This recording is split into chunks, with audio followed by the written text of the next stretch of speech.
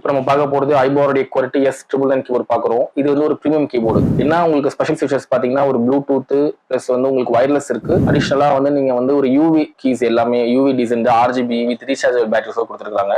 பார்த்தீங்கன்னா உங்களுக்கு தெரியும். இப்போ பாருங்க ஜுவல் பாக்ஸ் பேக்கிங். இந்த கீபோர்ட் பாத்தீங்கன்னா ஒரு 3200 பட்ஜெட் வருது. அதாவது வேணா எங்களை காண்டாக்ட் பண்ணுங்க. ரீசார்ஜபிள், இது வந்து ரீசார்ஜபிள் கீபோர்டு.